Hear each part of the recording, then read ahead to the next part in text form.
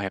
तो मेरे भाई यहाँ पर मान लेते हैं ये फादर साहब है और ये मान लेते हैं बच्चे हैं, ये यहाँ पर बच्चे हैं, ठीक है। यहाँ पर चाइल्ड है तो चाइल्ड को सी लिख देते हैं। तो बच्चों की उम्र अगर x है ना, तो यहाँ पर पिता जो है वो कितना गुना है, तो पिता जो है मेरे भाई 2 गुना है।